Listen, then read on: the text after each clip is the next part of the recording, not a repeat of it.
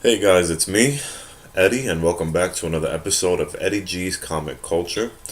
Once again, this show is brought to you by the good folks over at Black Apparel. Sending a special shout out to a brother and a good friend of mine, Kevin Seawright. Thanking him once again for all the work that he's put into the show, the wonderful contributions that he's made, has been making the show phenomenal for me. Great. It's always been fun to talk to you guys, but with this added input, it's actually been a fantastic roller coaster ride that just keeps going up. Um, Want to let you guys know to check out their website. They have some great content and also merchandise at www.blackapparelblk.com. So if and when you guys have the chance, make sure you check them out. Let me know how that goes for you. Second of all, I want to send another special shout out to good friends of mine on Instagram. First and foremost, the Strictly Comedy Vault. The man's got he's a young up and coming writer. He's a great page of constantly being refreshed with awesome content regarding comic books and figures, as well as everything pop culture related you could possibly think of. If you have an account, make sure you check it out, as well as Blu-ray Dan, who's also been an inspiration for me to do this show. The man's got an awesome page with even more awesome content on it regarding all Blu-rays and Ultra 4Ks and unboxings. He's got a YouTube channel as well with a great show.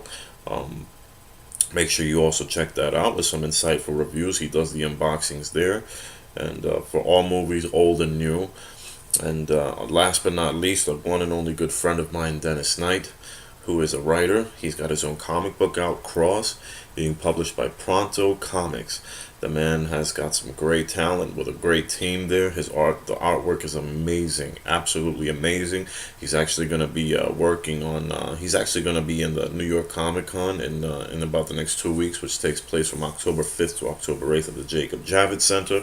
As soon as he posts up some information regarding the booth number that he's working on, I'll make sure I'll let you guys know if you're in the area and have tickets. And yeah, man, that's about it. So, with that being said, I'm going to start the show off right now. And today I wanted to discuss, as I posted on the Twitter page earlier, I wanted to discuss one of a pivotal storylines, the most pivotal storyline I ever had reading Superman as I was growing up as a kid in the '90s, and that's gonna be the death and return of Superman.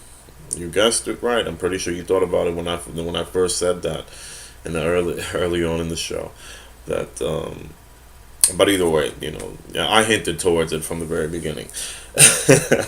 But I wanted to discuss exactly about this story, what kind of an impact it had, and apparently the origins of this really takes place early on in the mid '80s, around 1985, when John Byrne was writing Superman. Uh, I believe he was writing Superman, the Man of Steel, and then something happened that he got booted off. Then the sales for Superman comic books just started to decline for some reason. Um, it was very difficult to keep Superman afloat at that time as far as the character was concerned, and considering that Batman's shadow was growing and growing and growing, because it really was a shadow, because it overtook Superman for quite some time afterwards. From there on out, the Dark Knight Returns, and literally, actually displayed the threat that Batman poses against Superman, and then that grew as well for him to be a threat as well for the entire Justice League. Uh, so then of course came the Batman films, Batman Returns. So it was just like a steamroll pretty much at that point. The domino effect just kept going because Superman, like slowly but surely, Batman became the flagship character for DC Comics, which was pretty depressing considering if you were a fan of Superman himself, like I was. So around that time, in the early '90s and then the early to mid '90s, Superman comics were pretty much taking a beating from all these other books because Marvel Comics was pretty much at its prime. Regardless, it's had its financial troubles from back then too, but it was still in its prime, man. They were selling books like hotcakes, and I mean all books from Avengers to Avengers West Coast. I mean, Spider Man himself, was a big name, and then on top of that, Jim Lee was working there too, so that was another major threat for DC. And with Jim Lee working over there, he was working on the X-Men with Chris Claremont, which was a huge success for them. So Superman was really taking a lot of hits, if I may say so myself, regarding his sales in the industry at that time.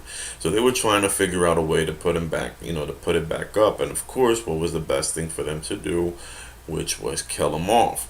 And it seemed like it was pretty much, a lot of all of the news outlets at the time. This was before the internet. All of the news outlets and radio stations and shows and all these TV shows, Saturday Night Live, everyone knew about it. Like, it was happening. Like, it was, they made the announcement of it. It was going to happen. That they were going to kill off Superman and Superman in the issue of Superman number 75. And it set the tone, it set the precedent. Everybody was being prepared for the next best for the biggest selling comic book of all time, which it was. It sold quite a, I think it sold like about 3 million copies, if I'm not mistaken.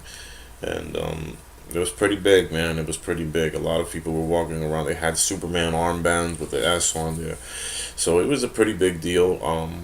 And it was the first introduction of us to Doomsday, and it was a pretty. It wasn't the best storyline, if I may say so myself, honestly.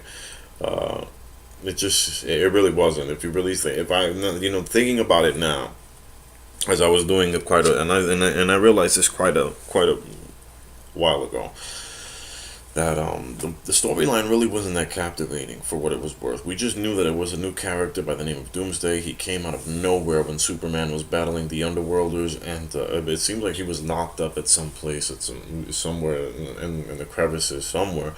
I can't remember right about now. And he just managed to break free, and he landed on Earth and completely tore up shop. He went right through the Justice League like nothing. He defeated. The only good thing about that was actually seeing Guy Gardner getting the living crap beat out of him, because he was such a loudmouth piece of garbage. I hated Guy Gardner when I was a kid. I really did. And the fact that he was always, again, like, he was always opposing Superman for no reason whatsoever. Absolutely, he opposed anyone. He opposed anyone that was an authority figure of the Justice League. So it was kind of hard to believe that the Guardians actually tolerated him to be a Green Lantern, but they did. And he was just a super dick. He really was. He was just a super dick all the way through. So it was awesome to see him getting the living crap kicked out of him in front of everybody, because it was badass, man. I hated his guts. I felt bad for Booster Gold. Booster Gold got he got the short end of it too, because he got rocked in that issue. He really did. He really he got punched into the stratosphere. And Booster Gold is really just somebody from the future with a technological suit. Luckily, that suit gives him his powers, and held him down and protected him for the most part, so to speak, because he's human. As he could have died, honestly. He would have died on contact. He should have died on contact, considering the odds that was against him. But he didn't. So with that being said, it introduced us to Doomsday wreaking havoc all over the country. The League goes ahead and finds the League is the first team that confronts him.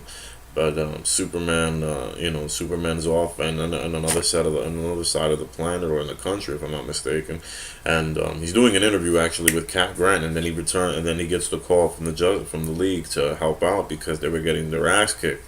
So he goes out there, he helps him out, he tosses Doomsday into the lake or something, which didn't really do much, obviously. And he follows the trails of destruction, because even though I'm pretty sure Superman heard the screams from miles away while he was in flight. But at that point, he already saw. It was visible to him anyway, the trail of destruction that was left behind from Doomsday. So he was chasing.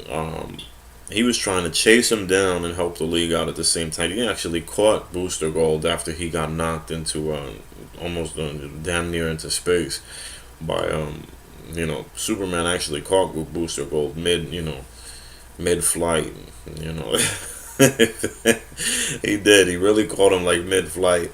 So if it wasn't for him, he probably would have been punched into the sun for God knows what. But afterwards it was just it became clear after the League got tore to pieces to Superman that this thing wasn't gonna stop. Doomsday was an unstoppable killing machine. He was an unstoppable force. and finally they end up fighting in the streets of Metropolis, and Jimmy and Lois are out there, and it becomes a battle to the death. Of course, it's a very vicious battle. They're punching the punches that they land on each other is literally shattering all the glass windows and all the buildings around the streets and the skyscrapers. So that was pretty cool to see that. But at that end, it was us. You could see Superman's costume has already been tattered. His uniform has been tattered up, and you could tell the end was coming. So at that point, the final blow kills them both, and Superman apparently just falls out into a coma and dies right then and there, and he dies in Lois Lane's arm. And then you see that was the iconic picture of that issue, where the tattered cape is hanging on a pole in the background, just like a flag in a sense. It's just blowing in the wind, and Lois is crying, holding Superman as he's lying on the rubble, and which was a pretty deafening. It was pretty definite image, to say the least. It kind of broke my heart as a child when I was a kid reading this book. It was like, my childhood hero's dead. What am I, what's gonna happen now? And I kept thinking to myself, like, they gotta bring him back. And even though my older brother said the same thing too. He's like, yeah, they're gonna bring him back. He's not gonna stay dead. I'm like, yeah, but I don't know when. Nobody knew when.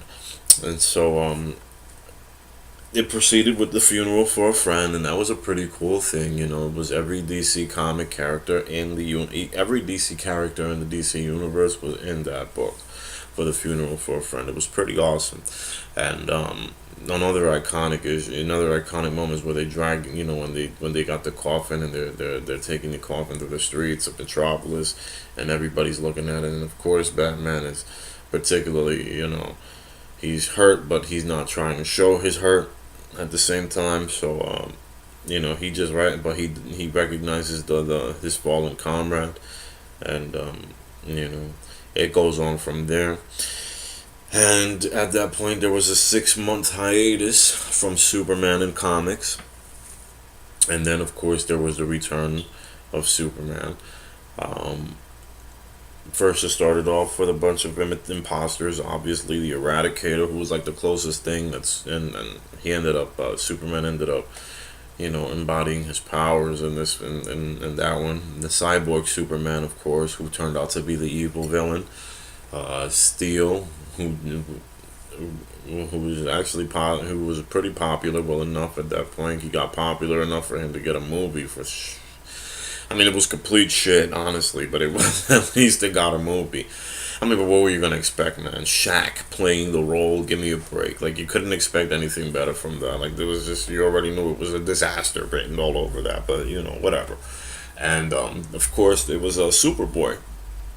A Superboy who was pretty cool at that time. I actually did like Connell. I thought he was cool. He was like a clone of Superman. I think he was half Kryptonian and half human, but he had tactile telekinesis. He actually knew how to, that's how he flew, actually, which was pretty badass. He was actually one of the most badass characters I liked in the series, So, and of course they altered him throughout time as years went along, but apparently he died, and he didn't come back for New 52, and well, he did come back in New 52, but then they rubbed him out and killed him off, and then of course Convergence, and then Rebirth happened, and now we have the new Superboy, which happens to be Clark and Lois's son. So that was, that's a whole other thing right about now.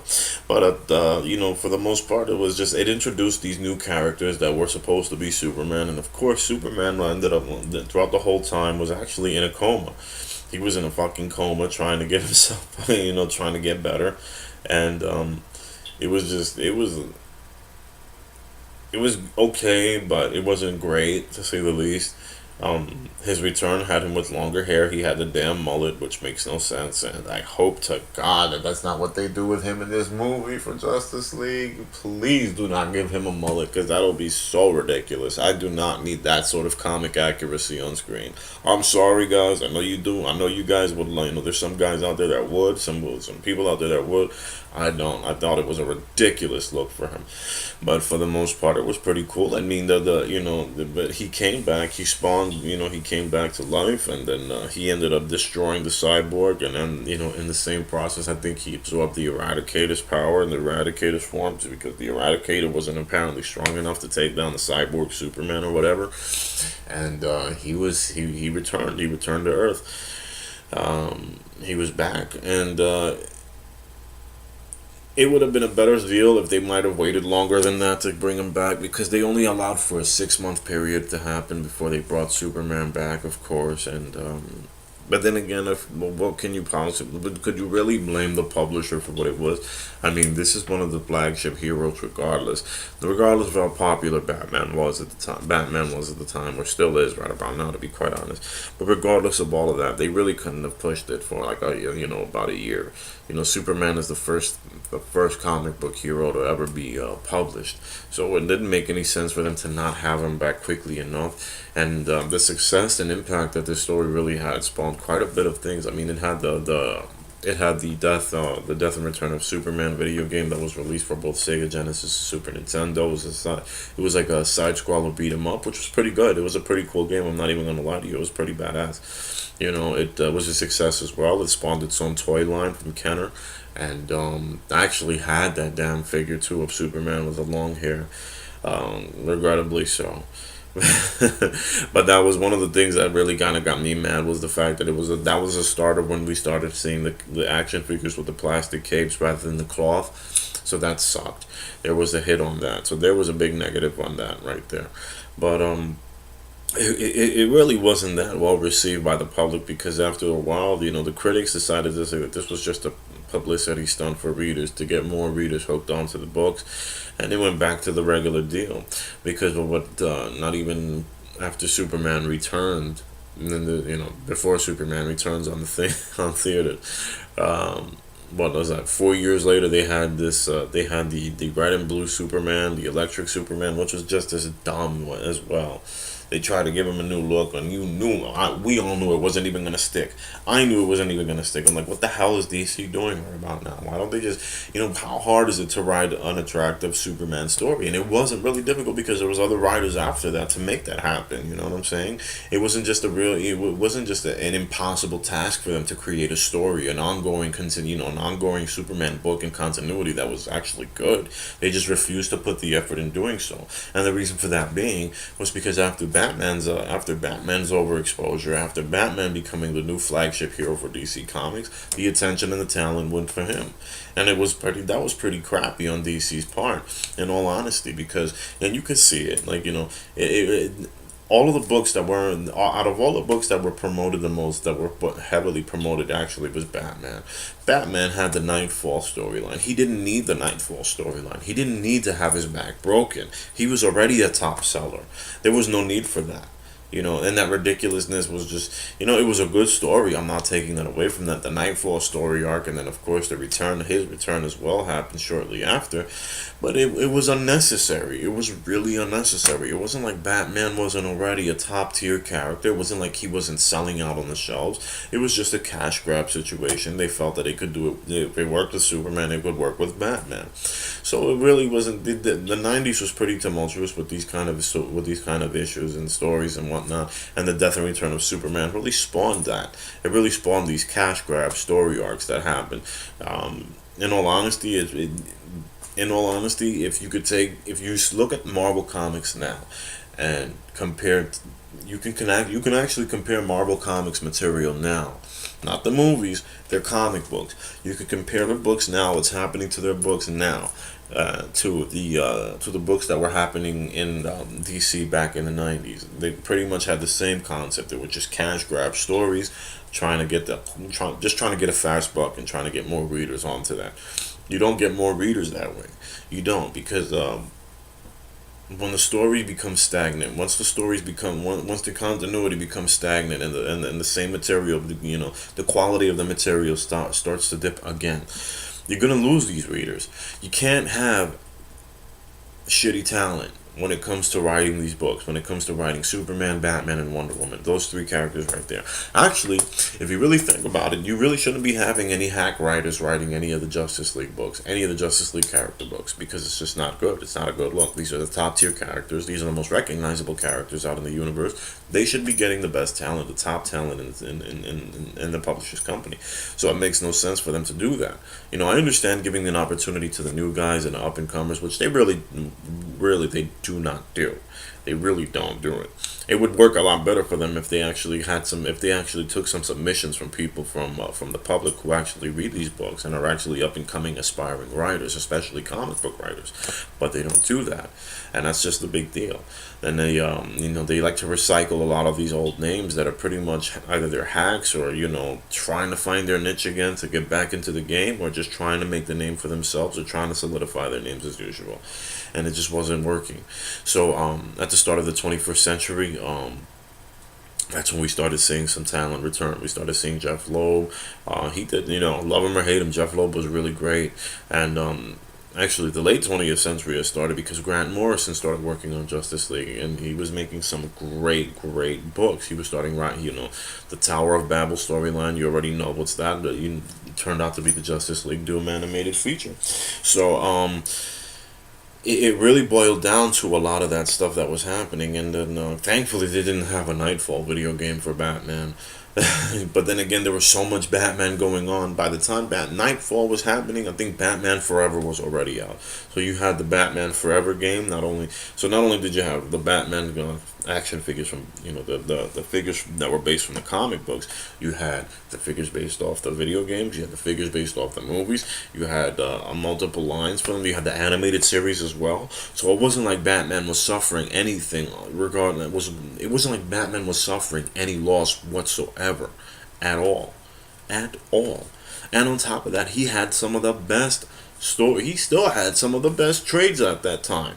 The Long Halloween, then the Shadow of the Bat, which introduced us to Victor Zsasz. I mean, come on, man. It was just an oversaturation. So they tried to use so they just used Superman's name and used it as that's why I wasn't too crazy about the death and return of Superman. I thought it was a real cheap, like I said, it was just a real cheap publicity stunt, and I do agree with the critics on that. This was just something to try to get new readers rather than just get good writers on board, and using those writers to create better reading material and not exercising the same BS stories over and over again. It was just the same tactics.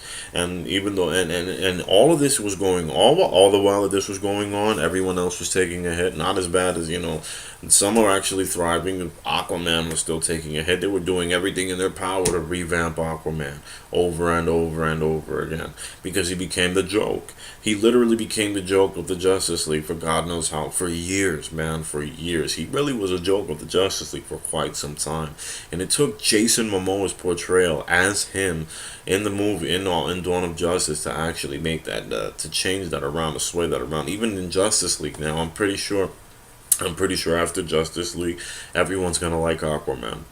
I have hands down. I already see it myself. I can tell you guys right now on this show, on this episode, that after Justice League comes out, Aquaman's respect is going to go through the roof with the general audience. And that's actually good, because I want that to happen. He deserves that.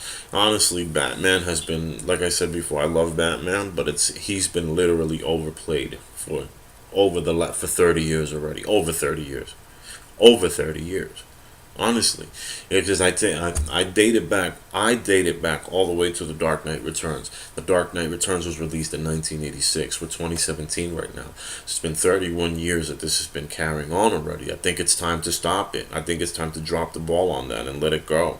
He doesn't have to. Batman never has to suffer. Batman's got enough that he doesn't have to suffer, and he won't suffer. That's the thing about it.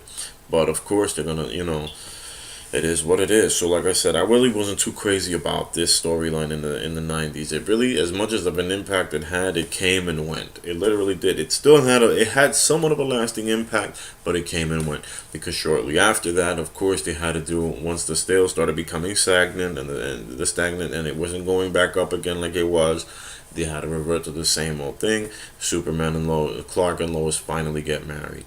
And that was just another thing for me, to say the least. It was just like there were all these things that were going on, and you know, they had what was that? The I remember the cover that they had for their Superman book, where he finally, where Clark finally tells Lois the truth, and the cover was basically the shocked face of Lois Lane, and in that, it's like a first person, is like a point of view look of Clark as he's taking the, with him taking the, midway taking the glasses off. So, needless to say, after that, that's when they decided to kill him off a few issues after that. So they really didn't have it wasn't like they could flourish that time, which was pretty stupid, honestly. That was another dumb move on their behalf.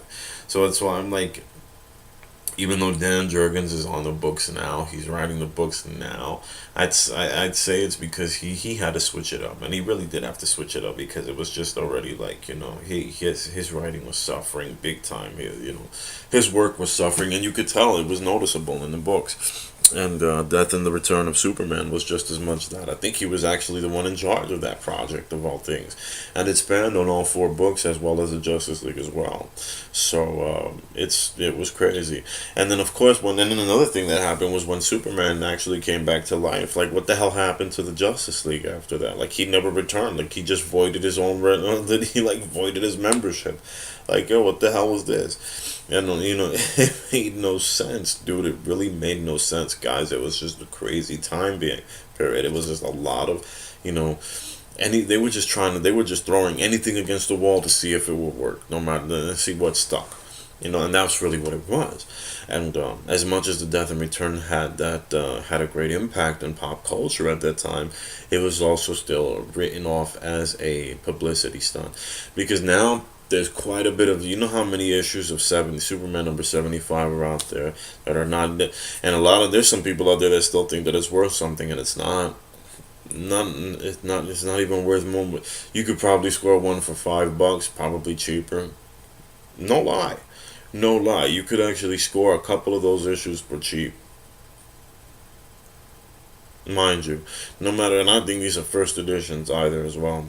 There's only one. The only way, I think there's gotta be, like, I think there's just one rare issue of it where you can get it and actually sell it for, like, where you can actually, where it's actually worth something. That's, not to say, I'm sorry, but it's actually worth something. And even then, I don't think it's worth that much. Not by that, not by much, honestly. So it was pretty mediocre, to say the least.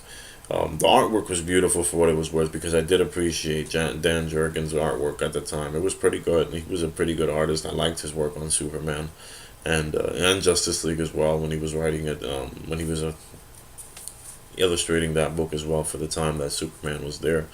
But it was just honestly, like, it was a lame attempt to try to build up the character again.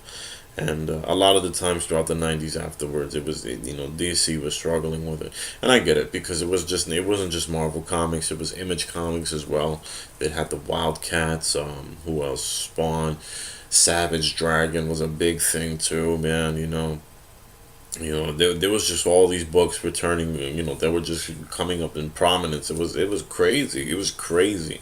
So DC was really taking a hit on a lot of the books that they were selling at that time. Only now it's like it's returned back to them, and hopefully I want them to keep this momentum going. So this is where I hope that that this transcends to not ever having to see that again, because I don't want to see Superman die again in comic books, especially now at this point. It'll be pointless. It will just be absolutely pointless. And even then, look at how fast they did it. They already did it in the movies already. That was supposed to be a big thing. I would have thought that they would have planned that out for something else, but no, they decided to throw it in at the end of Dawn of Justice. Another stupid mistake, if I may say so myself. I didn't think that it was necessary. I don't even think that it was necessary to translate that storyline on film, because it wasn't a great storyline to adapt. It really wasn't. As much as people think that it was iconic, it is, it was an impact. It was iconic, it was iconic in the form of its impact. It impacted just the way it impacted society. Hell, there was even a skit on Saturday Night Live that parodied the funeral for a friend story of Superman. But it wasn't worth being put on a screen. It really wasn't. And now they're going to actually do it again. They're going to do an animated adaptation. as if it wasn't, which was crazy because Bruce Timm, the mind behind, I think it was Bruce Timm and Paul Dini, the minds behind the Batman the animated series and Superman the animated series, they did make a movie based on Superman Doomsday, but and even then it didn't do good as well. I don't know what happened. I guess it was just for some reason that must have been their only swing and a miss.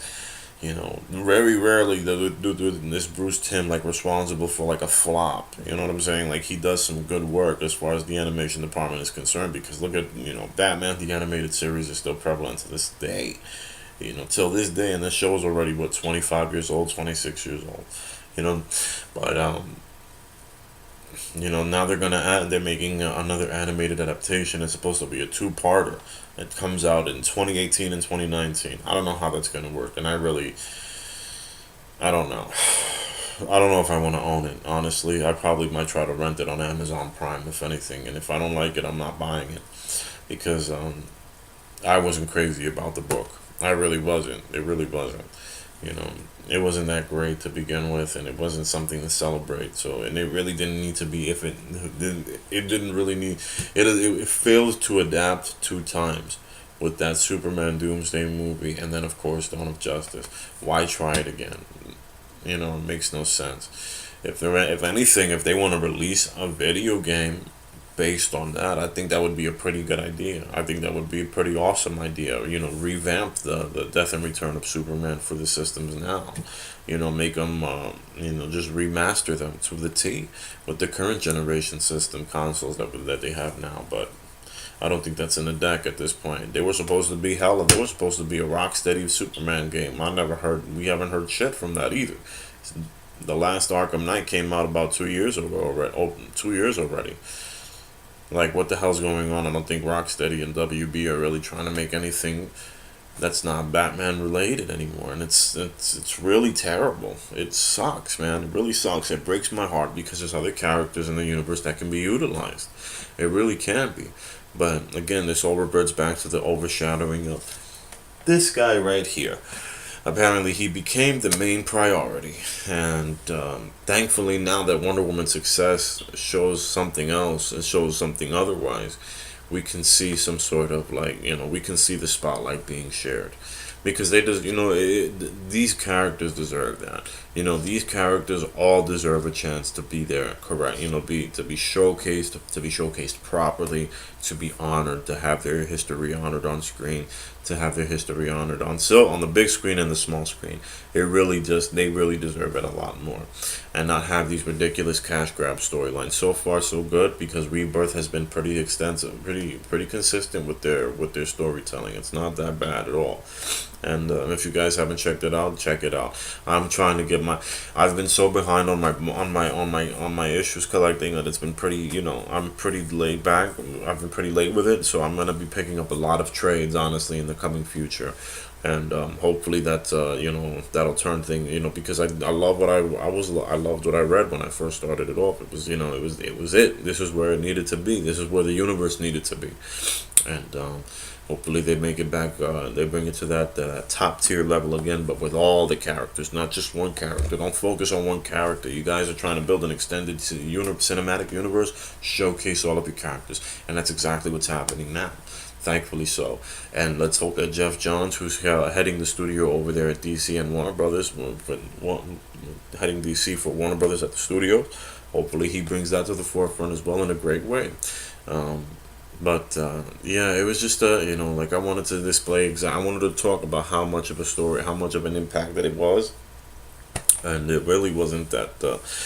It was really we really didn't have that much time to miss Superman for what it was worth after his death in the comics, because he came right back, and even though it came back. You could tell even with all the forms of these imposters. I call them all imposters, honestly, because that's exactly what they were. They were all imposters. You knew that he was coming back sooner or later, the real deal, and he did. And but that's just a period in time that I really don't want to think about anymore, because every time I think about that story, every time that I think about that story, it always takes me back. It always brings back the memories of that. It always brings back the memories of the frustration that I had with DC at that time and publishing Superman's comics. I felt like they didn't really care to do much anymore for anyone else other than Batman. So like I said, I really hope that they can move on. So they can, and then they definitely can. You know, there's other storylines. I'm more than positive that there's other storylines that DC can actually adapt on to the small screen if they want to do an animated feature, or even or even on the big screen as well. But with that being said, guys, I'm gonna have to wrap this one up because I'm actually pretty tired. It's been a long day today, and the gym was pretty heavy for me. But once again, I'd like to thank all of you guys for riding out on this journey with me. I appreciate the love and support that I've been getting from my friends and family and all of you guys out there that are watching just now. Once again, as I always do before I close out the episode, I'd like to let you guys know if there's any suggestions or questions or comments you guys want to make, hit the comment section. It's right there. Anything that you want anything that you want to see me talk about, any suggestions you have to talk with me about, or if you just want to have a simple conversation about future episodes, any ideas that you want to spew back and forth with me, I'm always open for that. So with that being said, just keep them coming, dude. Keep them coming, and thank you once again for all that you've done, for the love and support. Once again, make sure you guys check out those pages that I mentioned earlier at the start of this show, blackapparelblk.com, and stay safe, and I'll see you guys next time. Be good, man. Take it easy.